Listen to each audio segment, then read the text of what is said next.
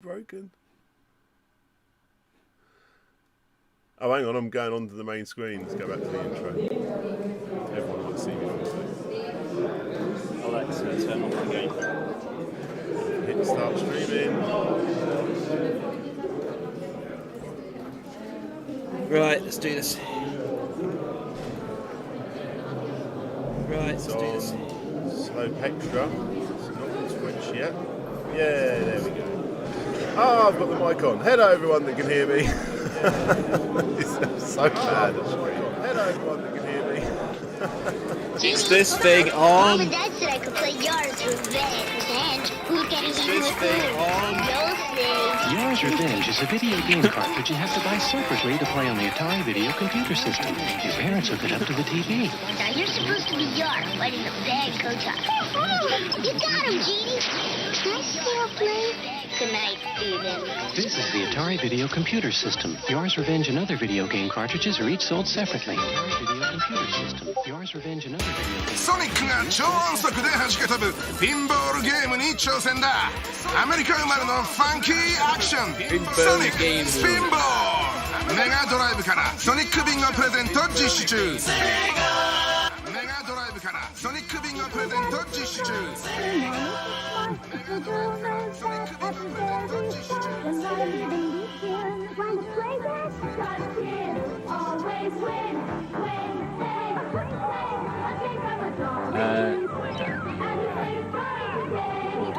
Playing Atari games is one of the few things that children almost always do better than grown-ups. Isn't that nice?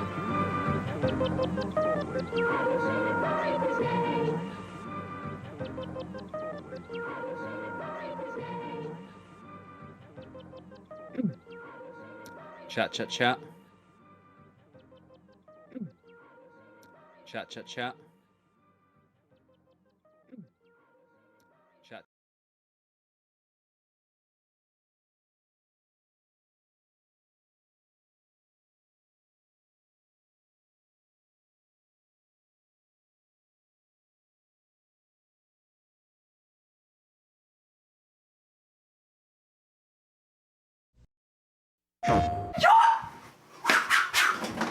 I hope you slept well, because now you die.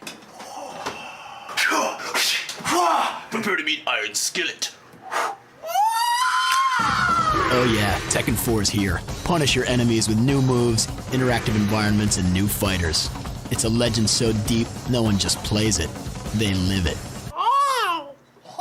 Tekken 4, rated T for teen.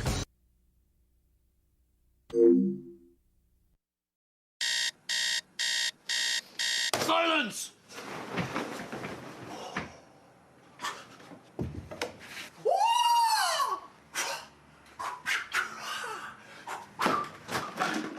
I hope you slept well, because now you die.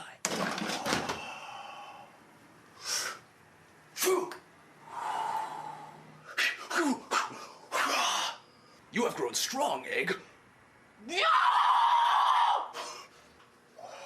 Prepare to meet Iron Skillet.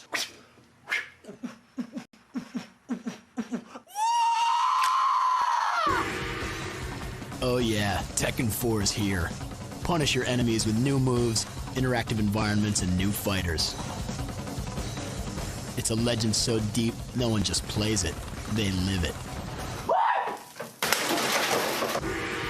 Tekken 4, rated T for teen. Tomorrow after Melrose Place.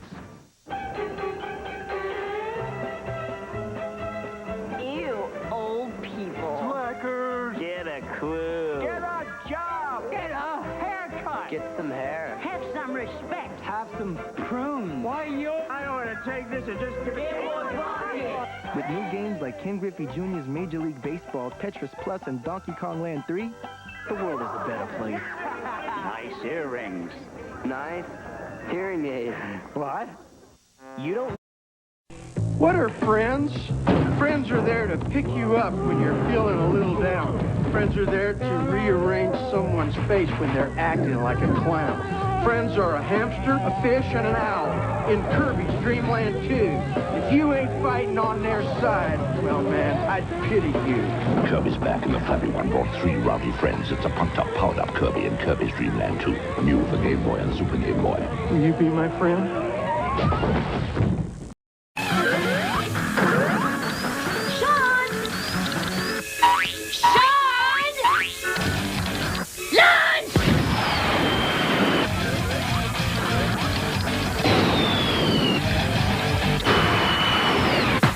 Food. Sonic the Hedgehog pasta, new from Franco-American.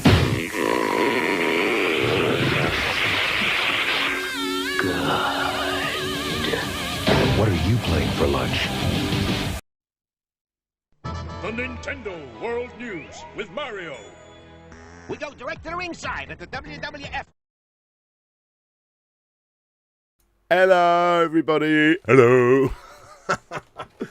Man, talk about everything going wrong at the last minute tonight, guys. Wow.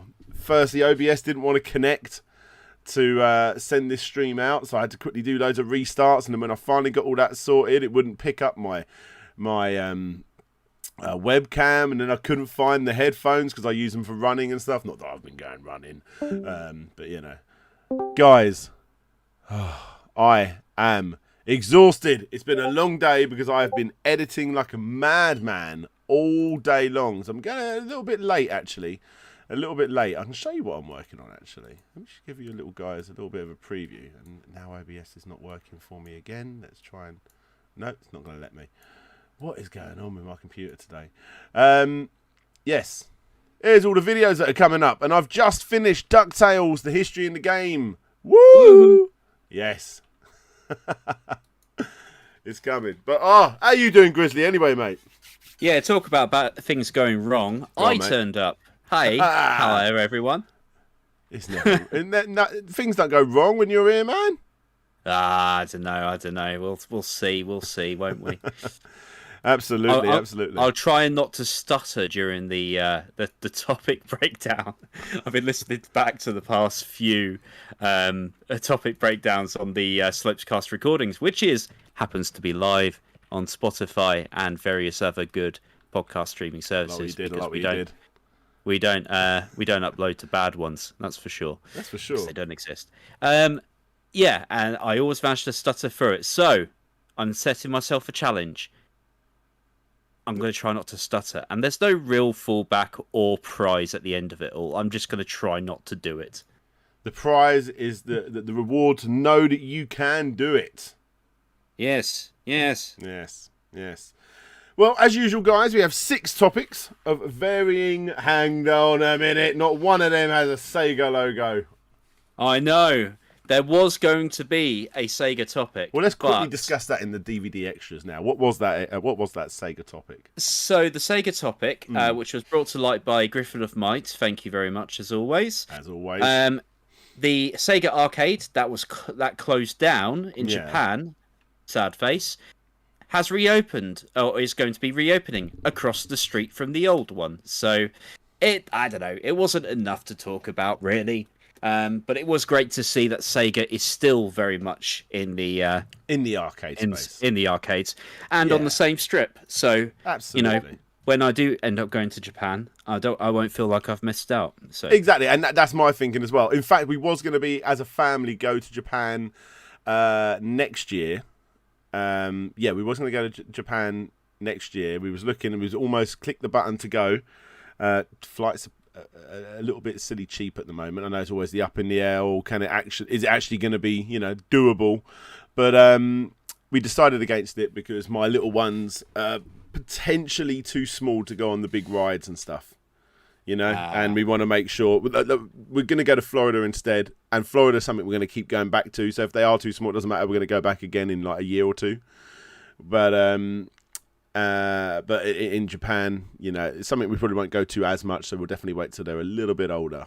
But yeah, I'm happy that Sega are back and we can go and experience that. Mike Fallin's over in the YouTube chat, my good Discord friend, Mike Fallin. Crazy Brits and your Sega obsession.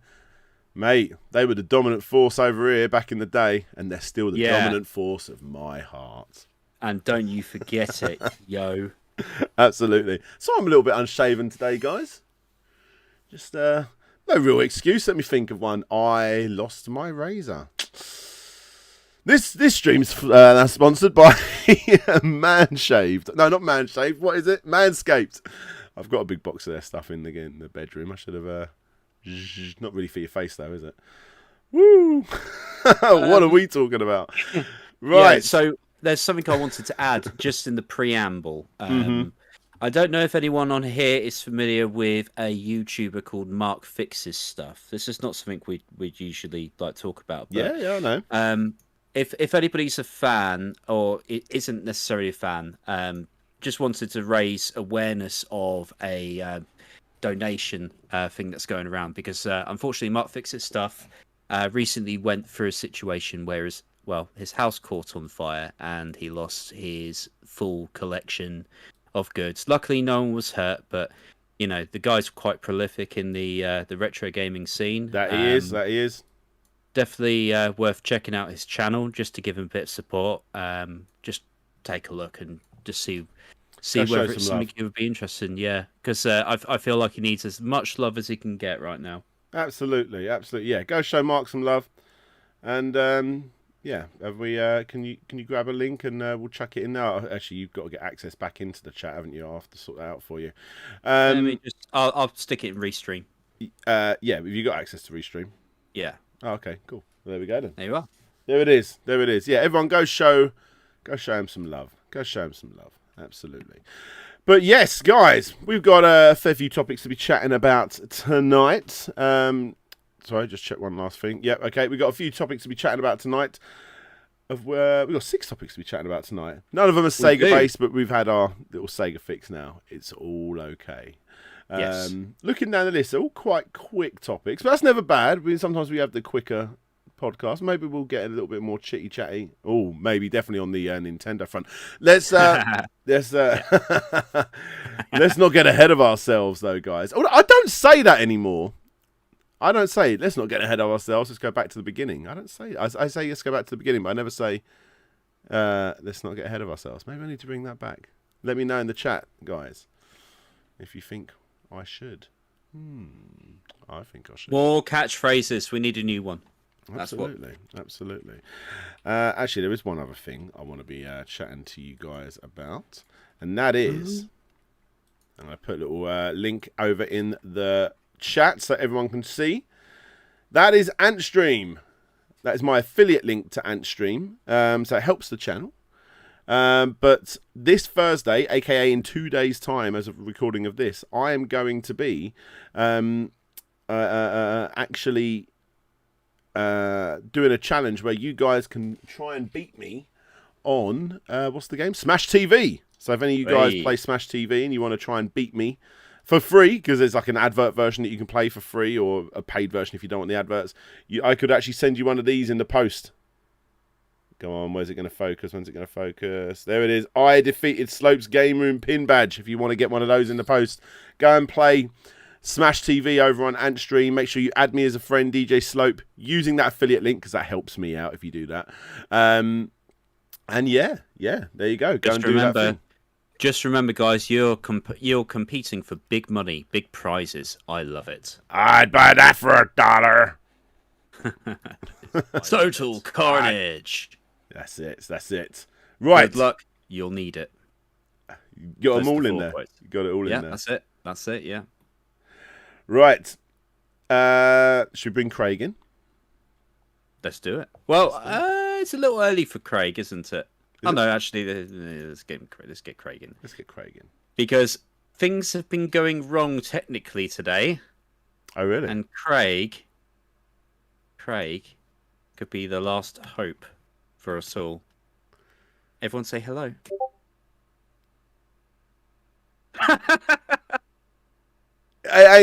Craig is so temperamental. You never know if he's joining in or not. Now recording. Hey, Craig. There's Craig. Perfectly on cue. Oh, damn it, Craig, says Michael Towns. Andy Norton, hey, Craig. Trevor Matic, hi, Craig. Ah, yes, and Michael Towns. There we go. Ah, we got Historic Nerd. That double wide CRT with the double knobs is really drawing me in. Do you like that? I made that so long ago, and I've still kept it in. It's funny how like everything is perfectly symmetrical, including the stains. Yep, the stains up there. Yeah. I probably should have done a little bit more to that, shouldn't I? But I'm not going to. Shall we do a countdown as well before we hit the intro? Yes, I better start up Audacity and then we can get our little backup recording. Yeah. 1 2 1 2. That's me done. Oh yeah. 1 2 1 2. All right, here we go. Just having one more check. Hang on. 1 2 1 2. Mike. My mic sounds nice. Check just one. having one more check. Hang on. 1 2 1 2. Mike. My mic sounds nice. Check one. I think you're still a little bit quieter, so I'm gonna turn you up a little bit. But yeah, okay. What do you guys think? Is I realised listening back that Grizzly was a little bit more muted than me, a little bit quieter. So I can always get that fixed up. Let me know, guys. Yeah, I'm just going to keep talking, rambling. I mean, this is what I do every podcast, but hey, at least this time it's for a purpose. Am I loud enough? Yeah, I think you're all right. I mean, I just listened. I thought you sounded okay. But hey, if someone can hear and they think you sound different, then let me know. But anyway, let's do this countdown and we'll get onto the podcast. Yeah, let's do it. Let's do it. 5, 4, 3, 2, 1. Sync. Now recording. You know what? That was perfect. I'm pretty sure that was perfect. It sounds so out for me, but hey, yeah, I hear you. Yeah. Sounds good. Says iQuail. Excellent. There's a bit of a delay, Andy Norton. Yeah, that's cool. I hear it too. It's all good. Right, let's get on with the intro and start this podcast. Here we go, guys.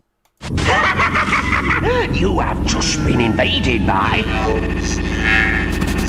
Hey there, guys. This is DJ Slope from Slope's Game Room, and you're listening to SLOPESCAST, the retro gaming news show recorded live on Twitch with my co-host, Grizzly Crichton. If you like the podcast and you want to be in a chance to be on a future episode, then please do consider becoming a Patreon or YouTube member. And if you have any particular news stories that you would like us to cover in a future episode, then please do let us know in the dedicated rooms over on Discord. Plus, if you are listening to the podcast on any of the many podcast services around the world, then please do give us a little review. It really does help us spread our wings and get into the earlobes of plenty of other podcast goers.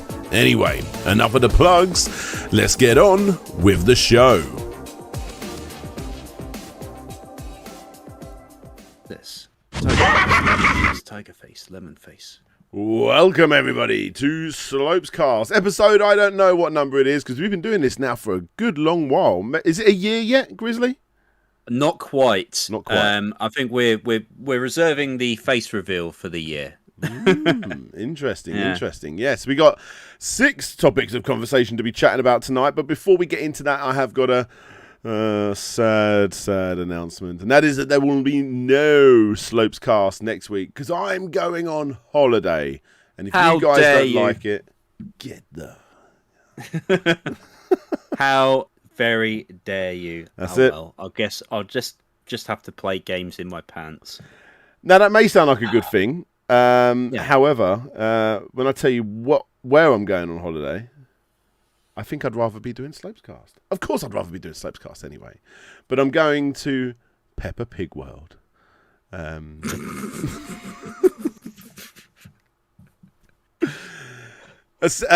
9 o'clock at night, I'm hanging out with Peppa Pig. No, it's actually this Sunday I'm going to Peppa Pig World. And then we're going to the Isle of Wight afterwards. But yeah, my daughter's at the age where she's free, so it's like the final year. Probably she can probably get away with going to Peppa Pig World and being like absorbed into that and really enjoying that. But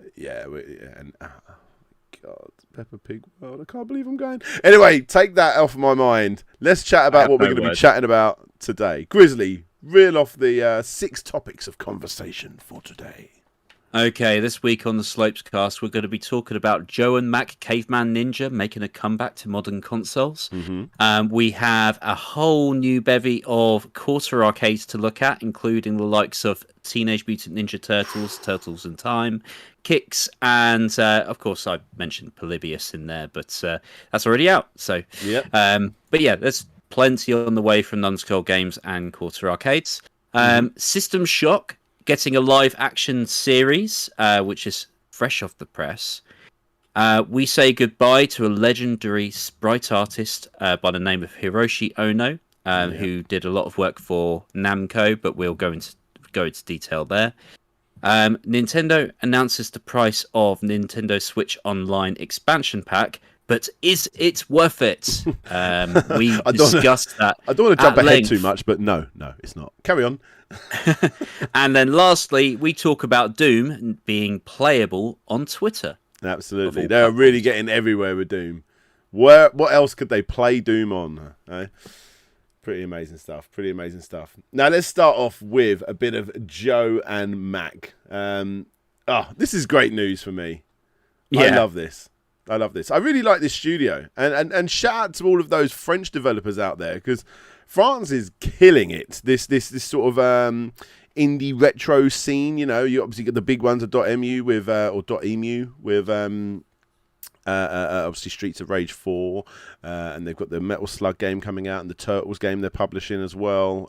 They're kicking all kinds of ass. They did the Dragon stuff as well. It's all coming through Microids, so they're dealing a lot with the old Data East classics, a lot of retro classics that honestly wouldn't have been my first pick for like remakes, but these are still beloved titles. I'm guessing the license is a bit cheaper, but it's clear that they're putting some sort of effort behind it. Oh, and they do. You know, like they've done Toki, and Toki's kind of similar to this. I preferred Toki as a game, but Toki and Joe and Mac are not the greatest games. They're good fun, and the way these guys remake them, like the animation is so sublime. It's definitely got that Euro animation style, like, and it just reminds me of every time you drive to France, and you know you've got all of the advertisements on telly for whatever a French or European cartoon is being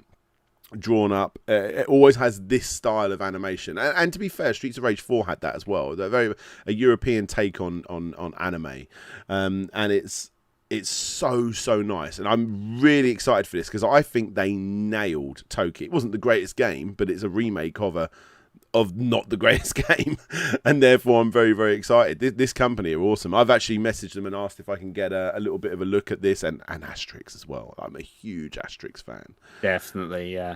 They're pulling out all the stops. I mean, they got a real commitment to the arcade stuff as well. So Joe and Mac Caveman Ninja were based on the arcade release, similar to how they handled Toki, and it's being handled by the Mr. Nuts studio, who originally made games back in this era, I don't know, Mr. Nuts.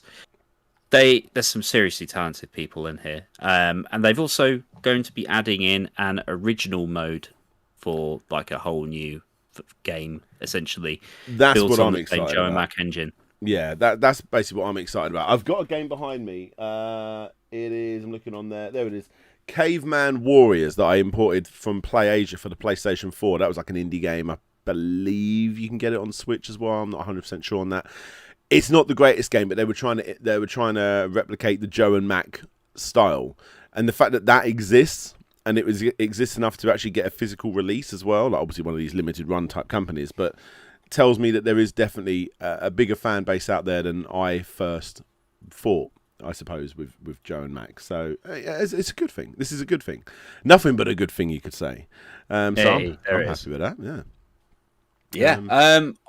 I think stuff like this is cool, and I think even though, say, Joe and Mac might not be your first choice for a retro game revival of this kind, I do feel like this should be encouraged. Yeah, especially like when they're doing stuff like Asterix Slap 'em All, because I know we've been wanting to talk about Asterix for some time on the cast. We always seem to be a bit behind on that news whenever something drops. But yeah, it's a beautifully hand-drawn side-scrolling beat-em-up by the looks of it. It looks really solid and really captures that original cartoon feel. I believe they're also working on that Marzupilami game, aren't they? I think they are, yes. Yeah. Yes. So yeah, classic European cartoons, and you know, as you said about the Joe and Mac, which was a Japanese property to start with, they clearly understand the look and feel that everybody wants to play Joe and Mac. That you know do want to play Joe and Mac. Yeah, it's one of those things. I'm almost more excited of how it's going to look. I know they're going to nail the feel of the game. But I'm just sorry because I think the animation is just so stunning, and that's probably not the best reason to buy a game. But I'm very excited to check it out. I suppose if you like if you like Joe and Mac, then you're going to like this. There's not really much more to say on that, I suppose. You know? Yeah. Absolutely. I mean, if you really want to try Joe and Mac and figure out whether this game is for you, and you happen to have an Evercade, then you can get that for the Evercade, I believe. Joe and Mac is on one of the collections. So. Oh, right, cool. I'll have to check that out. Yeah, and also I think you're right, actually, aren't you? Yeah. Part of a Data East collection, if I remember. That's right. That's right. My Evercade collection's behind me. Yeah. Oh, okay. That's cool. Excellent. Yeah. Yeah. I'm very happy for this. I'm more excited for Asterix because I'm obsessed with Asterix. That people in the UK. They understand, and actually people in Europe outside of the UK will understand just how big Asterix is. There's an entire theme park to Asterix which rivals Disney in France, and we always see it whenever we drive to Disney. And because you've got Asterix, who's the smaller one, not the fat one. Fat one's Obelix, and he's sitting on top of this massive stone tower. Like that's the center. That's like the Cinderella's castle of the park, and you just see his head as you go past through the trees. It's nuts. It's nuts. They've got one of the most brutal roller coasters there as well. Ones that really mess you up. But I'm sorry. This has become a company that I want to check out everything they're doing. Definitely. Yeah, I want to see what they do next because they're going from strength to strength, and the licenses keep getting bigger and bigger. So, yes, let's see what else they can do. Absolutely, absolutely. And thank you very much to Acorn Electron for 5 months of love over on Twitch, mate. I really appreciate that. Cheers, guys. Cheers, guys. Thank you. Right, moving over to Quarter Arcades. This came out of nowhere. Now, you've probably seen in the background of my videos, I've always got these Quarter Arcades. I've done a few reviews of them, actually. But I've got the full setup, all of them, including, you got Pac-Man, Miss Pac-Man, and I've got the special edition version of Pac-Man. I've obviously got Polybius, that's the latest one. Dig Dug, Galaga, Galaxian. If I missed there one, yes, I have. Bubble Bobble, that's 8. I think that might be all of them. I think that's all of them, unless I've missed one.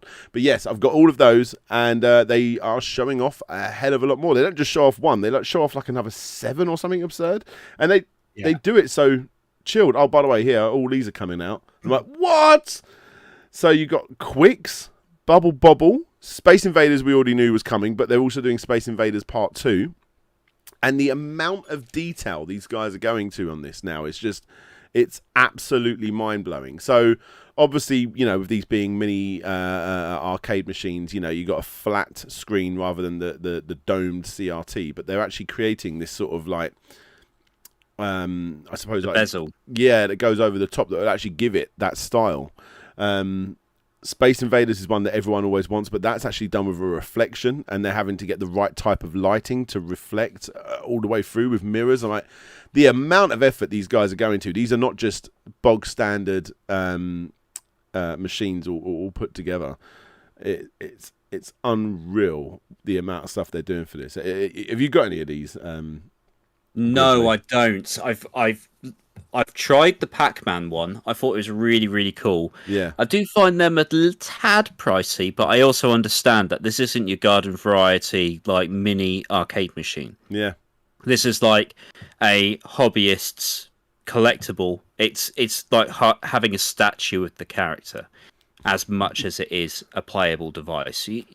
It's a great little detailed item, and it's actually made of wood, which was actually surprised me. I thought these kind of things you can kind of, cheese out in plastic if you wanted. Yeah. They're not. They're actually fully detailed. They even have the little arcade plaque on the back, the little touchable buttons. Some of them have USB sockets hidden behind the coin doors.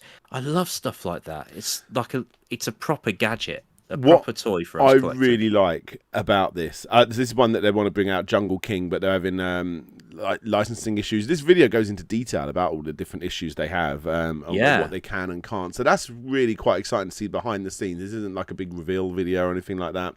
They're explaining here how that went into a Jungle Hunt game and then into another game after that. So they're just trying to now they're putting the word out. Hey, has anyone got one of these machines so we can come in and take pictures of them to recreate for this? I mean, it's becoming a massive collaborative effort by this point. And yeah, that's what it eventually become, Pirate Pete. So yeah, they're trying to get the correct artwork in so they can redo it. Now, on top of all this, what they also showed off with these particular arcade machines, let's just go back to it, is what really blew me away is the actual setup that they've put with the fake carpet and these tiny little mini extractor fans in the background and the tiny little bricks behind it to make it look like a proper diorama of an old arcade. They showed it off a little bit more as the video goes on, but this isn't even all of them. Here's another thing they've done, a Pepsi. I love this. I think that's so cool. Isn't that so cool? It's a USB charger for the other quarter arcade. So all of these things run on a single USB. Yep. So the Pepsi machine is actually there to be both like a power bank to the rest of the arcade, so you can create your own little diorama setup. Yeah. I love this so much cool, because they're really committed to this whole idea of creating your own like shelf arcade. An officially released Pepsi fake vending machine that's going to charge the rest of your units. It's so cool. It's so cool. You know what? Like, I've been chatting to some of the people that work on this sort of stuff after this was announced, and I can't say too much, but they've been getting a lot of people talk to them about the Pepsi thing and the small stalls and all that sort of stuff. So I really hope they provide more things like this, because I mean, I do play these, but whenever we have people around, I always like to get these machines down, and people always have a good play with them, and they spend a lot longer on them than you would expect. I really they are a hardcore display piece as well, and it's so nice. Like the little stall next to it is the right size. Like right now, that looks like a real arcade. You know what I mean? Yeah, it's so nice. I think what I'd love is if that Pepsi machine comes with removable decals, if you can change it to like the different like versions of the Pepsi machine, because of course the machine itself, when you looked at the vending machines back in the day, they were all the same machine, but they would change the fascia like constantly to keep it fresh. That's the Pepsi I remember from the arcades way back in the day. Mm-hmm.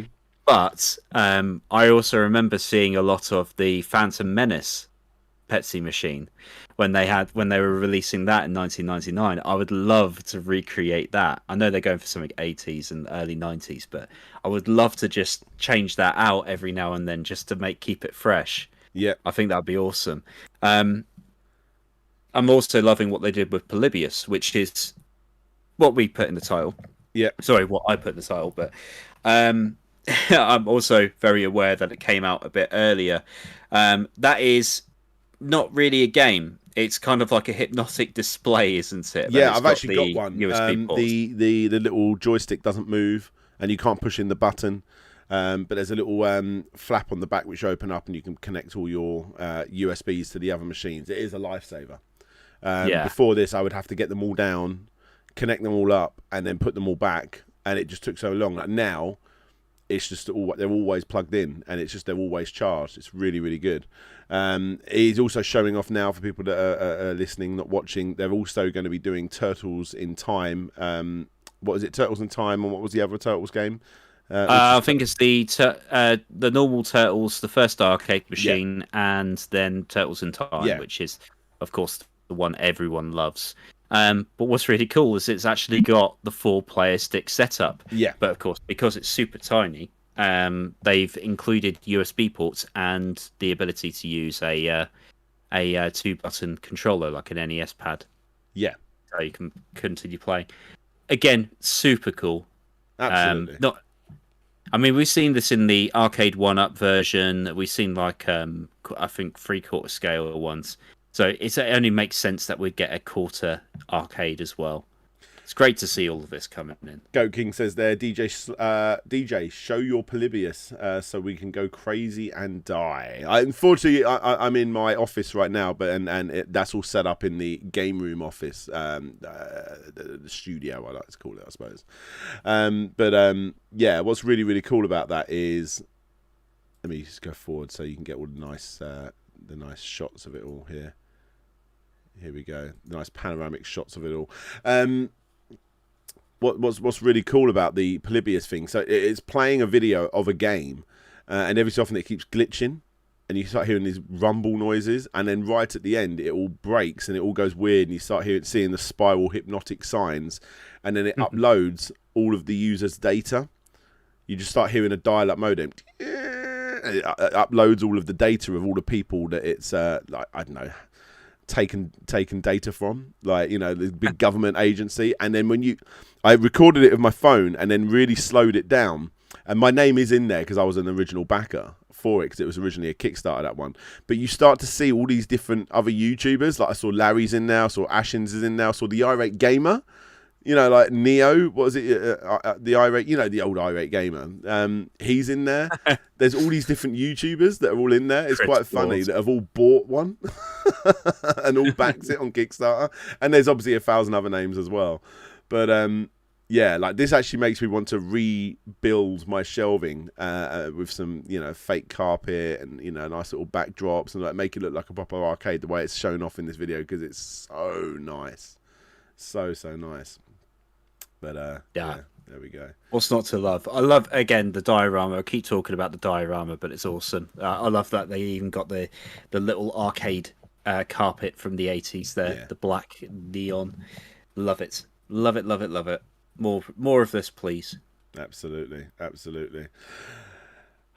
Nice. Now, yes. So I'm sorry. I've just seen Mike and Goat King have both said similar. What you need is the stubbed out cigarette ash in the carpet, and then also the Siggy machine to go next to your Pepsi machine. It's not going to be authentic until it stinks. Yeah, absolutely. Awesome. I really like it. It makes me desperately want to rebuild it myself. Right, now let's chat about System Shock. Was you a fan of System Shock back in the day? I love me some System Shock. Yeah, I mean, you wouldn't have like the majority of modern RPG shoot 'em ups without it. It really was revolutionary back in the day. And if we're watching some original System Shock footage, and it's not much to look at because it was tail end of the DOS era, and this is about as 3D as it gets.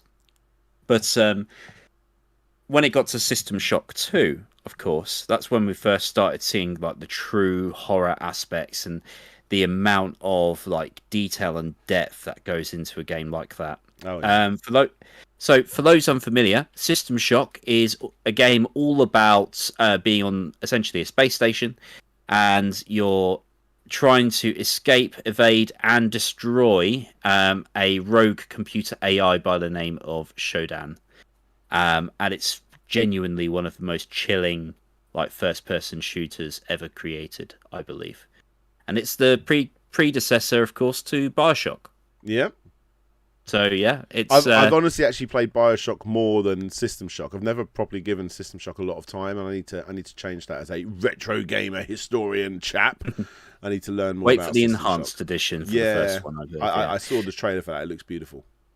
So the Night Dive Studios recently got the rights to System Shock, and they are working on an enhanced edition for the first game.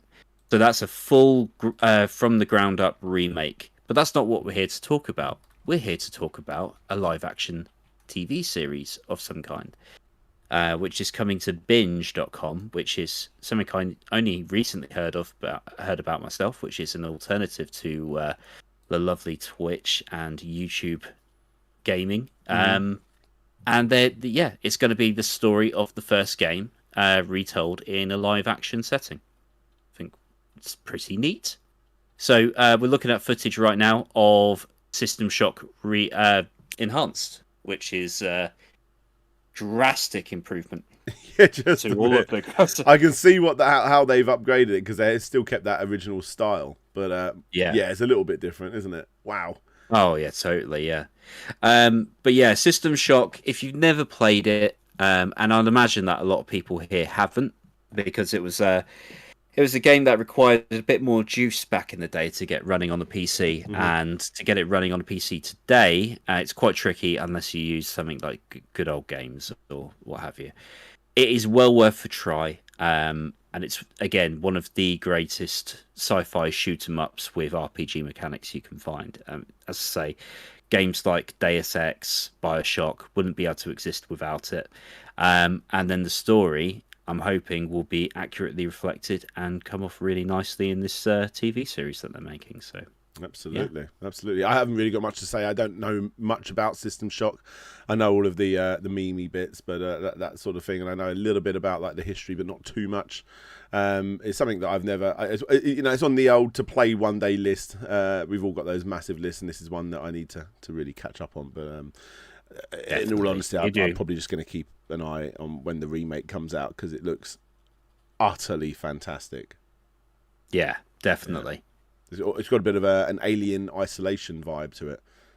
Sort of. It's got a lot of that isolated gameplay where everything's quite threatening and trying to kill you, but you also get to play with other things, such as being able to learn how to hack things and make your life a lot easier, crawling through the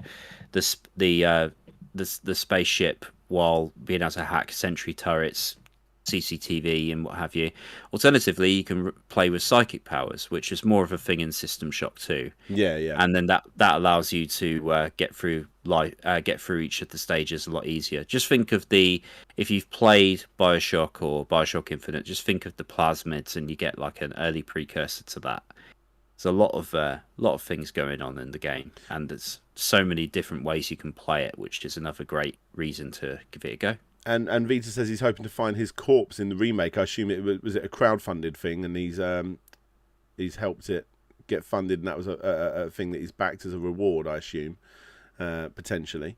Just in case you misheard me earlier, Gazai Quail has come up with a theory. Let me just put it this way: I did instead say binge, BINGE, not the one that starts with M.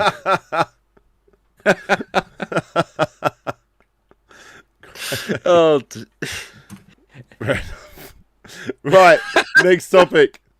Oh, we're going sad now. We are going sad now, guys. Yeah, we are. Drop one for our homie, Mr. Hiroshi Ono. Please say I said that correctly. Has sadly passed. He is gone. The legendary Namco sprite artist. Now, a lot of people out there may not know of this, know of the name too well, but you definitely know of the work. And I still think, even if you're in that camp, it's still definitely worth bringing up, because he is a legendary sprite artist, a hugely legendary sprite artist. If actually, there's a documentary that was in the works on the lead up to his death, and now that he has died, but they are going to still continue working on this documentary. It's a Japanese documentary, so I'm hoping it will be subtitled or whatever. But yeah, he worked on a lot. I know Mappy was one of the things he worked on at Namco. He was like one of the really old school people. Joined in 1979, if I'm not mistaken. That's right. Yeah, he didn't leave until 2003 or something. 2013. He was there for a long old time. You think the original artwork on things like Dig Dug? This man did it. I know Gallagher, that was a real big one. Obviously Xevious as well, and a hell of a lot more. But yeah, Mappy comes to mind as well. More of a Japanese Famicom release there, but if you've ever played classic NES, oh dear, yeah. The man was 64 years old when he passed, and he did not look well. Bless him. No, it's very, very sad. It's actually very, very, very sad. Oh, yeah. Mate. Oh, it's not nice. Yeah, it was a long time illness, and yeah, unfortunately, this has happened, and like I say, a lot of people out there might not know the name, but that's fine as well. It's important to look back at these absolute legends of the field, whether you know them or not, and give them the respect that they're due. Yeah, I mean, this is the sad part of it all, because around the time that Hiroshi Ono was creating his masterwork, I would say, with the sprite work that he did, this is around the time that Japanese companies didn't really show off their talent, or they had come up with alternative names. And Hiroshi Ono's name back in the credits of early Namco releases was Mr. Dotman. The reason they did this is because they didn't want other video game companies poaching their talent. As a result, their names didn't get the sort of recognition that your typical Cliff Blazinski's or Ken Levine's would get now. It's sad, because I feel like although Hiroshi Ono has been active in the industry for a very, very long time, really his name has gone quite unnoticed, and that's why we'd forgive you if we said the name and you wouldn't know who it was, because unfortunately that's just the way the industry was. Absolutely.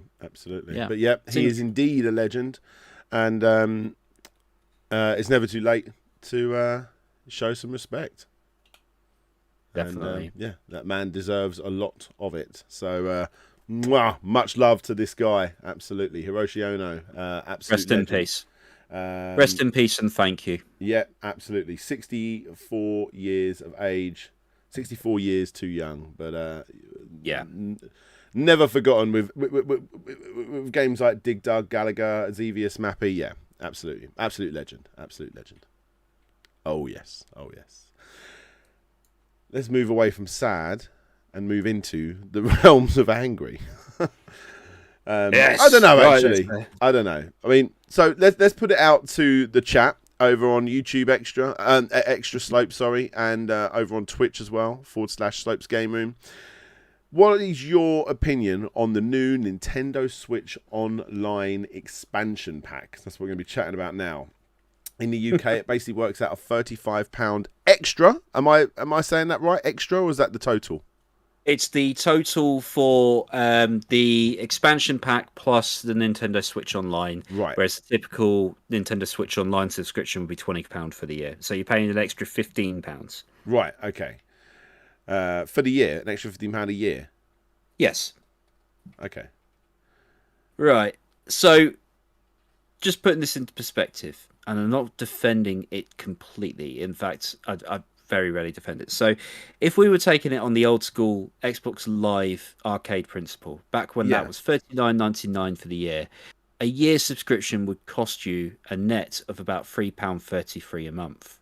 Now, bearing in mind that Xbox Live Arcade, what it was and what it is now, it represented like this whole big thing about being able to play online, and it felt necessary, a necessary evil to be able to get the most out of your console. Yeah. When it comes to the Switch, the Nintendo Switch Online subscription was not a necessary evil. You did not need to do it. And really, the only reason you'd want to do it is if you fancy the game of Mario Kart Online. And I very rarely have the urge to play Mario Kart, let alone with other people. So really, it's held very little value to me. I did like the NES and SNES like games that they dropped periodically. Yeah. But for me, I always found the support to be somewhat lacking. I mean, you're talking about ROMs here. These guys have access to hundreds, if not thousands, of games that they could be putting up, and to only receive 2 or 3 a month, it's very paltry. And we all know, based on recent things like the Wii, the Wii U, the 3DS, once they do a virtual console offering, they will offer you a small amount per month over, the couple of years that they have it, and then they scrap it all and move on to the next console, and then they start again, and it's the same games again. And I'm really worried that this is going to happen again. So for me, I find it very difficult to commit to paying a subscription fee for a whole year, essentially a season pass for these retro games. When I don't know what I'm going to get and whether they're going to actually support the thing, because they always give you a great selection at the start, don't they? It's like a mini console selection, but they never really carry it on. And I'm kind of sick of repeating that cycle, and I kind of want to break it. But that's not to say that's the only thing you're getting here. And please do jump in whenever you like when it comes to this, because you're also getting the N64 stuff, you're getting the Mega Drive stuff. I own most of the Mega Drive games. I own most of the N64 stuff. You're getting some Animal Crossing DLC. Don't play Animal Crossing. And the one cool thing that comes out of all of this is that you can play some of these N64 games online. That is really cool. Same with the Mega Drive stuff. You can play the multiplayer games online via the Switch, which is neat. But it's probably not a feature I'll use. So I don't know. It is neat, and the obvious thing is, at least with the Mega Drive or Genesis for American listeners, like there is already a Mega Drive / Genesis collection available, and you even can get some of them individually with Sega Ages and stuff like that. Like the better version to get is the single downloads, and to be fair, the Mega Drive collection as well that you can get, like that's already a thing. And I just feel like it's take away about £1. It's almost exactly double the price for these extras. It just feels like a real random throw it in there and see what it is, because why is Animal Crossing thrown in the middle? That's such a bizarre thing to add in there, because that's so tailored to just Animal Crossing. And I understand Animal Crossing was a very successful selling game, but it's just like, it's really bizarre. Like, why add that in there? I resent the possibility that I am paying additional for this Animal Crossing DLC. I resent that. Because the Animal Crossing DLC is £25 on its own. You cannot play that DLC without the initial game. Now, if it was something like Tetris 99, I'd guess it, because that's a standalone release. Yeah. You can do what you can play that regardless.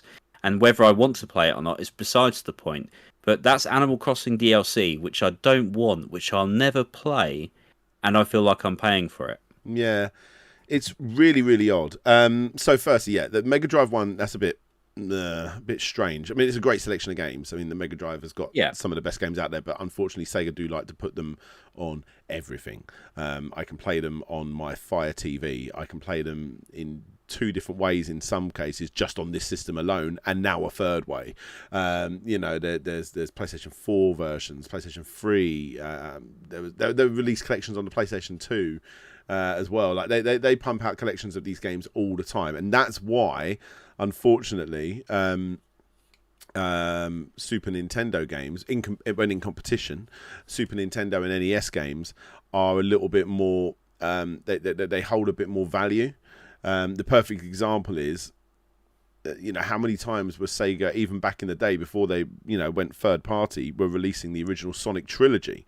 You could get a Mega Sonic collection on the PC, then they released them as a single, just Sonic and Knuckles on the PC, and they just keep pumping out these different versions, even Sonic Jam. They just keep pumping them out and pumping them out and pumping out. And I remember they did Sonic Gems collection, I think it was, which was 1, 2, 3... and Knuckles. I think it had CD on there as well. So you had Mega Collection, which was 1, 2, 3 Knuckles and the Game Boy, the Game Gear releases. Yeah. And then you had the Gems Collection, which was the flagships were Sonic CD, Sonic the Fighters, Sonic R. Yeah. And then some of the Master System releases. But they have these collections of games that are top 10 out of 10 games in some regards, especially Sonic 2 and 3. Especially Sonic R, yeah. Yeah, and when they released them, like the reviews were like, "Oh, come on, it's just a collection of old games." And yet, the same year, Nintendo would put out an old Super Nintendo Mario game on the Game Boy Advance, standalone on its own, not really adding anything to it, and it was getting, it's still a great game, 10 out of 10. and it's the way Sega just push it out as much as possible that sadly devalues it a little bit compared to Nintendo, the way they do things now. Yeah, to be fair, Sega does have the tendency to release multiple game collections on the same hardware. Yeah. As we've seen with the Switch, because there's like 3 different versions of Sonic 1 that you can buy now. I think if so. not more. I think so. Yeah. 4 with this. They go full on with it. Yeah. But I mean, technically, it's not the worst deal in the sense of like it's £15 for the year to play these games, and on top of the 20. on top of the rest, of course. But I do feel like it's such a random thrown together N64 games, Mega Drive games, and Animal Crossing DLC. That's just so obscure. If that entire bottom part of the screen, which we're seeing there, had about literally 5 different consoles, and PC Engine, and Neo Geo, and like arcade classics or whatever it may be, Game Gear, Game Boy. That would win some people over if they did that. And they did all these, then it would start to become a little bit more interesting. Yeah, that's one thing that stands out to me, right? Is if people accept this, and if people are fine with paying extra for these formats, what stops them from creating another expansion pack that gives you access to Neo Geo games, Game Boy Advance titles? Yeah. When does it stop? I don't want it to be like I bring it up again, but like my Amazon Fire, where it's like, oh, you want to watch Now TV? That's an extra £5. You want to watch Shudder? That's an extra £5. Netflix, Disney Plus. I don't want that for this. I just want a set price. Job done. Like you're always complimenting Game Pass. The competition is showing Nintendo how to do this sort of stuff, and they're not following suit. Unfortunately, they're trying to do things their own way, and sometimes when Nintendo do things their own way, it isn't the greatest thing. Virtual Boy is a perfect example. Them trying to do things their own way, but when they other times do things their own way, they completely dominate. Switch is the perfect example. It's one of my favorite systems of all time. The biggest problem with this is obviously everyone's fixating on this extra £15 or whatever it is to get the Switch Online expansion pack plus. My biggest issue is still with the original Nintendo Switch Online. It's still a terrible service. It's so bad, and that's as the baseline of just playing people online. I've only ever had a couple of games of Mario Kart 8, I think, online. Because it's just so. Am I even playing people? Where's the interaction? It's really, really quite crap. We're moving into a world where even young kids want to play online. You can put restrictions in there so that they're not talking to people. But my son's just got Roblox on his tablet, so that's going to now absorb his life. Minecraft's a big thing for Nintendo. Obviously, all of their Mario Karts, Pikmin. They've got so many great multiplayer games. There's so many Mario Party stuff coming out. But Mario Party, that's going to be one that's online. The next one, can you imagine playing Mario Party where everyone in the room is quiet and there's no talking? It's so bad. It defeats the purpose. Now, I'm fully for the idea of being able to play those games online. I mean, Mario Party was one of those games that was going to die if it didn't include that at some point. Yeah. Likewise with Mario Kart. Likewise with Super Smash Brothers. But all of the sports games, tennis, golf, all of these games they do. Everything. They've got some great multiplayer games. Get it online. It's nuts. Yeah, cause I have a 200 megabit connection for my. Sorry, not gigabit. That would be amazing. 200 megabit connection in my home. I've got a really robust Wi-Fi system. I use a Wi-Fi mesh. It's a lot of fun and it does the job really, really well. Every time I try to play Super Smash Brothers online, I get the worst lag, and nothing improves if I try to connect it via Ethernet. The online service is dire. It's and so bad. I refuse to believe that people are paying just for that. Yeah, I mean, I do pay for online. It's it's something that I question why do I do it? Because I don't really use it. You got those NES and SNES games, but whoop-de-doo. you know. Oh, mate, it's not good. It's not good. I genuinely might cancel my online subscription. No, I won't. My son uses it for Mario Maker, actually. But, yeah, it's really, really bad. It's like one of the key features that people were talking about. People were making videos, because obviously people love making Nintendo Switch videos, but people were making videos about how exciting it is that the Nintendo Switch OLED's going to have an Ethernet port. Like, really? Yeah. Really? Is that an exciting thing? It kind of echoes what happened yesterday with the Apple event. I don't know if anybody's seen that, but people were losing their minds because Apple have put a HDMI socket on their Mac. How amazing is that? You know, the thing they removed about 8 years prior because they wanted to be courageous, and it's just silly. It's all in a bid to, you know, make more money for the company, and I don't begrudge that. You know, Nintendo have got overheads to pay and what have you, and you know, some of these N64 games will be fresh to someone, and I love the idea that someone's going to have access to them. So I do not begrudge those N64 games being on there. But having played and collected, you know, Nintendo consoles over the years, I cannot help but feel like I'm treading the same water here. That N64 selection, barring Banjo-Kazooie, is all of the stuff we've seen on Virtual Console before. Yeah, including some of the games that they're going to be releasing in Phase 2. I do not want to spend a penny on this service until I've got a genuine roadmap for what's coming after. Absolutely. Because, you know, I love the N64. It's one of my favourite consoles. I love the fact it's gone 60 hertz for power region. They didn't do that for the Wii U. But they do need to back it up. And every time they get to N64, I have a joke in my head that plays every time. And when they reach the N64 support on, you know, the Virtual Console, that means that the next console is on its way soon. Yeah, absolutely. Because they'll start it all over again. The Dreamcast had ability to be able to go online from the get-go. And the PlayStation you had to buy attachments for, but PlayStation 3, PlayStation 4, Xbox, you know, 360, One, like, come on, Nintendo, catch the fuck up. It's bad, and it's not just, you know, the fact that you're not including this as an easy thing for people to be able to do. It's an embarrassing service as well. If I didn't have a kid that uploads really quite crappy levels online, I wouldn't be paying for it because it's pretty dreadful. Whoa, my chair just flew back. Even my chair's pissed off. Right, the Nintendo 64 launch lineup, just in case you're wondering, including in this is Mario 64, hence why they got rid of it. Got rid of that physical version. They've done a limited run themselves. It does make me think that Mario 35, that what was it, that Battle Royale Mario type game, that may be coming as a download on this eventually. Maybe. I'd like that. I'd much rather that they included it as opposed to this Animal Crossing. Although, can you imagine the backlash if they did do that? They they took Mario away from you, and then 6 months later, you're gonna have to pay for it now. That would have hurt them. So yeah, Super Mario 64, Legend of Zelda: Ocarina of Time, Mario Kart 64, Lilac Wars or Star Fox, Sin and Punishment. That's the big standout one for me. That I like. That's great. That game, genuinely great.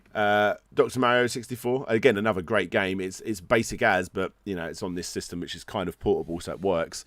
Mario Tennis 64, Operation Winback, and Yoshi's Story. Then you're in 64 games, and on your Mega Drive lineup, you got Sonic 2, Streets of Rage 2, Echo the Dolphin, Castlevania Bloodlines, fantastic game. Contra Hard Corps, fantastic game. Dodge Robotnik's Mean Bean Machine, Golden Axe, Gunstar Heroes, Musha, great game. Phantasy Star 4, Rise Star, Shining Force, Shinobi 3, and Strider. There are. Half of that is the top 10 of the Mega Drive, straight up. Like, you know, half of the brilliant games. And then upcoming games, you've got Banjo and Kazooie, Pokemon Snap, Majora's Mask, which I actually preferred to Ocarina. 3 excellent games. Yeah, straight off the bat there. Kirby 64, the Crystal Shards. That's one I don't think I've ever played that one actually. Quite a rare title for the UK. Yeah. Mario Golf, Paper Mario, a great game, and F-Zero X, again a good game. I mean, there are some fantastic games there, but Yeah, I pretty much own all of those, and I wouldn't fault any of those titles. I mean, the good stuff on the N64 is really good. And don't get me wrong.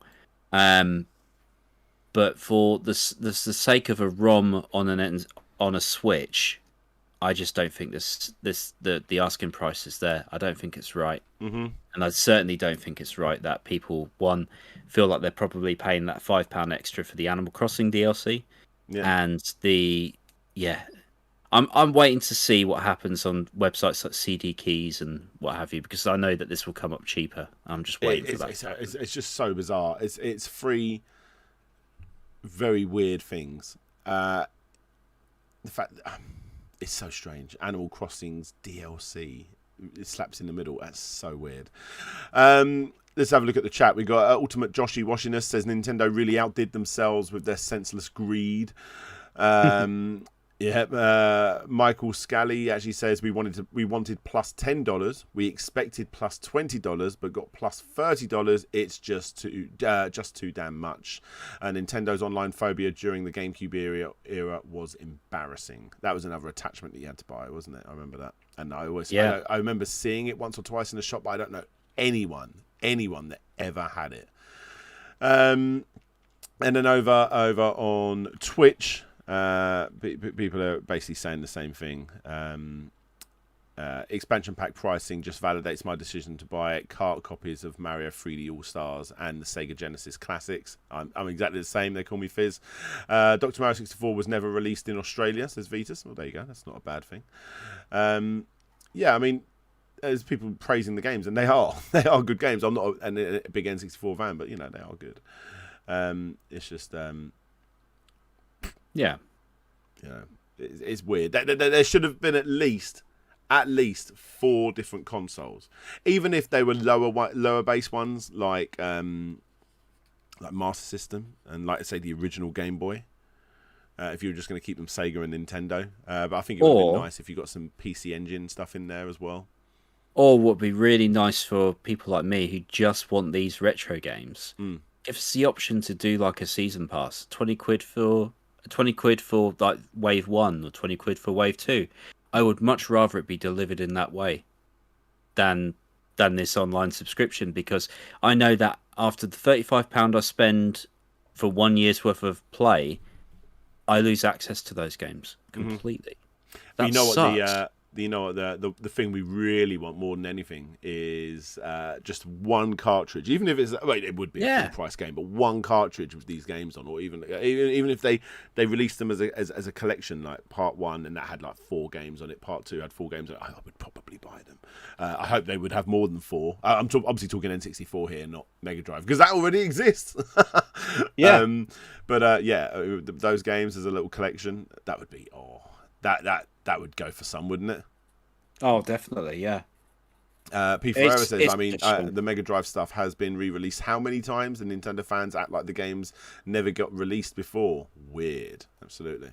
And hey, good to have you here, buddy, as well. Sad. And hey, Vikeko, cheers for joining in the chat, mate. Should we move on from this? Yeah. It's sad. Yeah, get it out of my sight. Absolutely. the most important thing, Nintendo, you need to do more before anything is fix your online service, which I don't think is probably possible to do on the system they currently have. But the next one that comes out, I want that fully online system, bloody shipping with a headset. Prove that you are in it for the win. Because it's a little bit sad what you're still playing catch up. Also, a message to Nintendo fans that are just actively defending everything Nintendo do, because you still exist, and I am partially one of you. I really want to like stuff like the Nintendo Switch Online services. I really want to like the Switch OLED. There's always something holding me back, and I'm just becoming more aware of the issues of Nintendo's complacency when it comes to these little things that make the biggest amount of difference. Stop defending bad practice. Now is the time for them to sort it out. Yeah, because if you keep doing so, it becomes the norm. It does not get better. and no amount of moaning on Twitter is going to change that. So vote with your wallets, please. Yeah, and they need to wake up, because even though it is still one of the best-selling systems ever, and it is still one of my favourites. I mean, behind me, I've got like an entire bookcase of nothing but Switch games. Literally, there's only Switch games on that, and it's huge.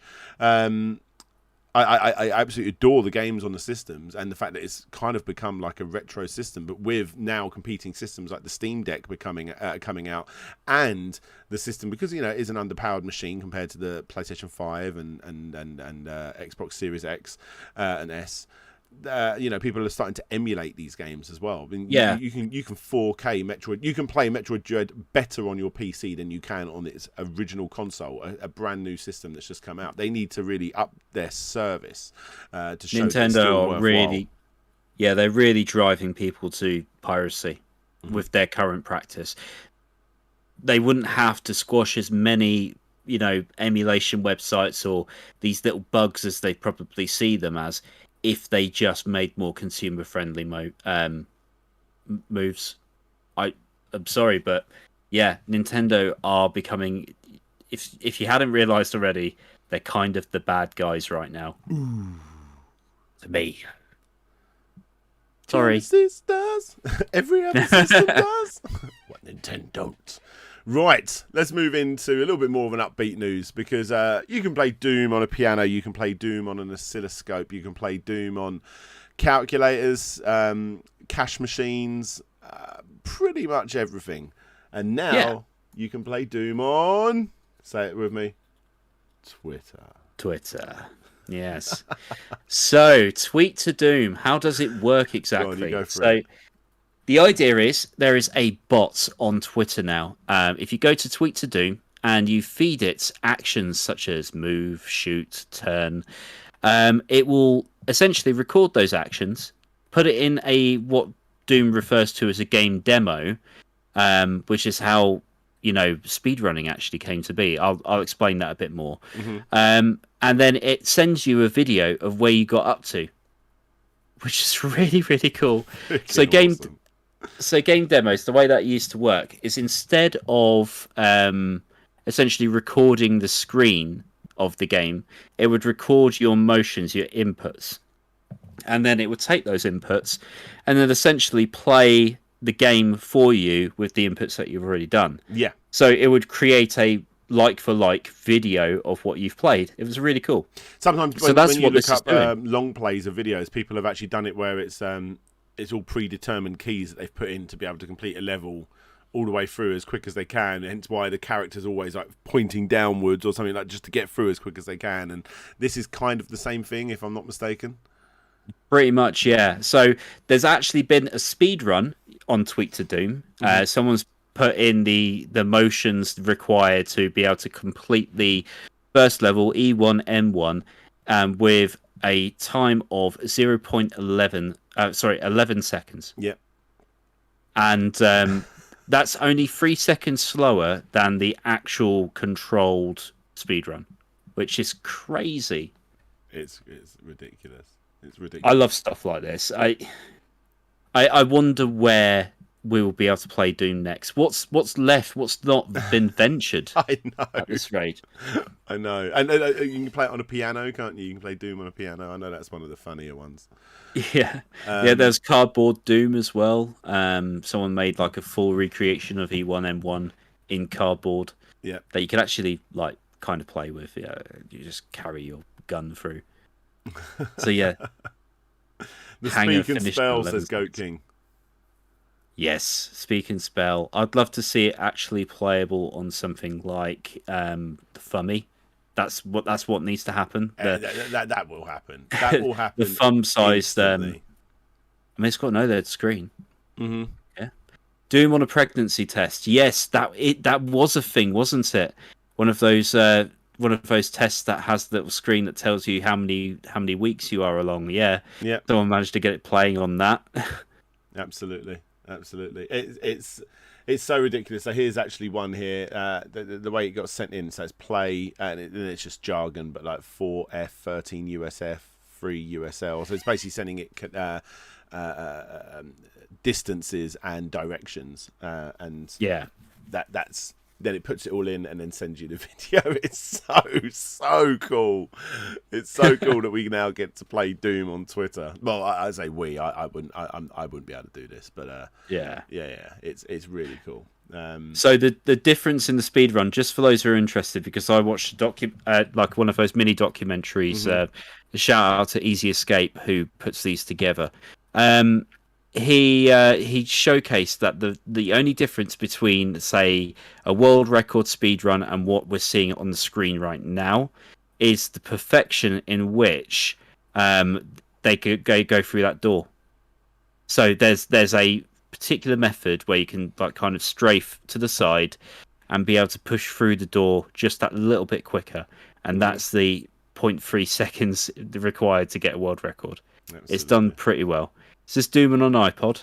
Doom on an iPod. Doom on an iPod Nano. Just skipping through. Doom on an iPod Nano again. I've got an iPod Nano. Doom on a Soldier Boy console. Yeah. I mean, that's the one thing it won't be able to do. It doesn't exist. Doom on a MacBook Pro Touch Bar. Yes. That's the obscure stuff I like to see. That's the only real use for that thing. It's quite funny that the only thing that can't really play Doom all that well is probably like the Mega CD. So it's the 32X, which actually has an official port of Doom, but it was awful. It's all done with fart sounds, isn't it? Pretty much. Pretty much, yeah. I think it was like half parody-esque, but it was pretty much like that. Whoa, hang on. Doom on a Vectrex. How does that look? Oh, yes, please. I mean, it technically works. Oh, my God. It looks good. For what it is, it looks good. I mean, it doesn't look playable too much. It's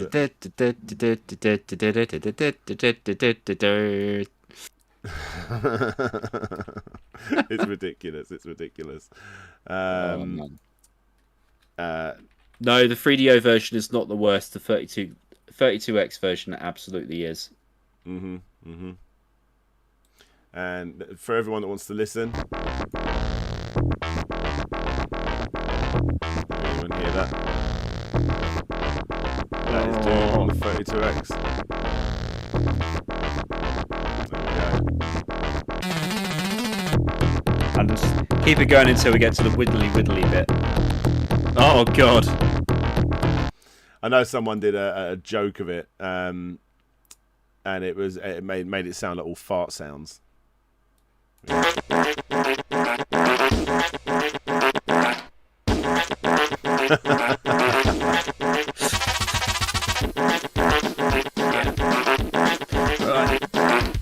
Anyway, I think we're done now, aren't we?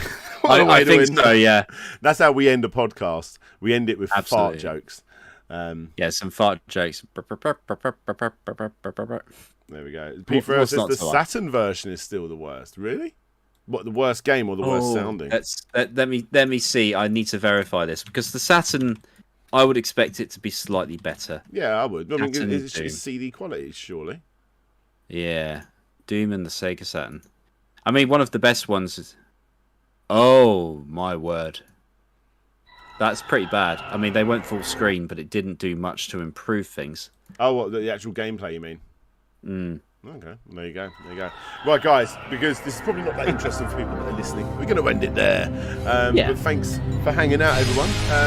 Really enjoyed the topics tonight. Not enough Sega, but we did shoehorn a little bit in there as well. Yeah, we talked about the Sega Saturn and 32X, and for all the right reasons, obviously. Absolutely. Well, guys, thank you so much. Vitas wants Doom on a Zebo. I'm sure that exists. I'm sure that does. Zune Doom. Right, guys, we're going to end it there. Let's roll that outro. Thank you all so much for hanging out. Bye. Bye. Bye.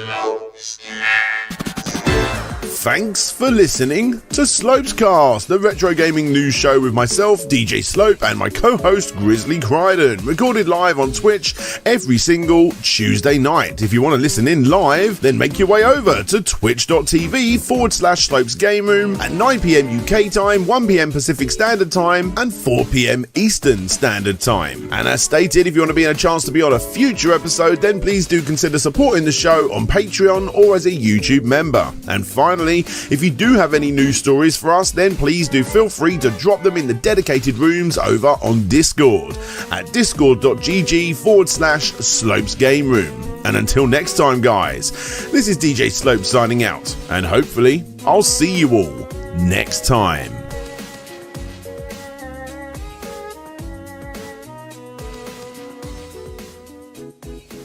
Alright.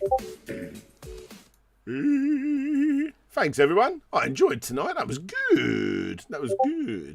And yes, we was looking at the old stats, and the numbers are going up. So more people are exploring and discovering SLOPESCAST. So please, please, please do continue. If you are those people that are sharing what we do, continue sharing what we do. Give us a little review on those podcast sites. Apparently that helps.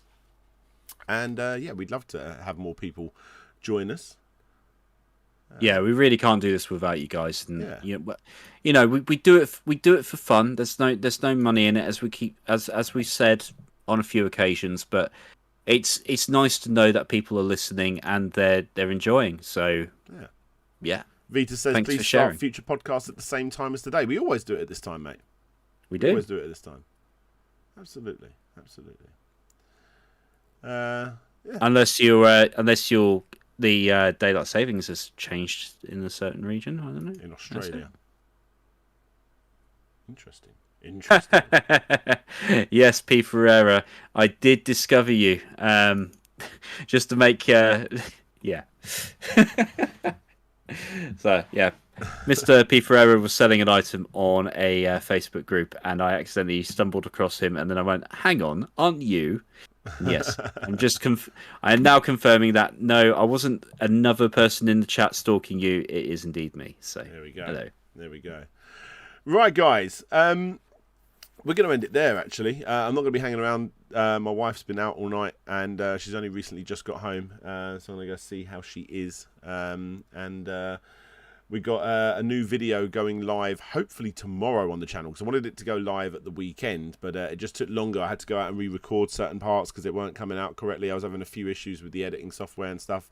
I've only got one more video to make before I completely wipe my PC, put new bits in there, make it all clean and crisp and cool again before I start working on my next big project, which will probably be Tekken, the complete history. So, yeah, guys, I appreciate all you guys hanging out, and Grizzly, it's been a pleasure, my good sir. It's always a pleasure. Yeah, absolutely. Let's end it there by sending some people over to the awesome. We're going to send some people over to the awesome. We always do. This is Marta, and we're going to do it again. So if you're watching on Twitch, we're going to go send some love to This is Marta. Please tell her where you come from. She's a great streamer. She works for Sega, so you can go and tell her what you do and don't want in the future. She'll make all your dreams come true. Tell her where's Sonic Mania 2. She'll get it done. You know she will. That's her job. Done. That's all she does. Just takes requests from you guys. Right. So much love, everyone. I'm preparing the message. Yeah. Catch you all later. DJ Slope and Grizzly signing out, and hopefully we'll see you all next time. Bye-bye. See you next time, guys. Bye.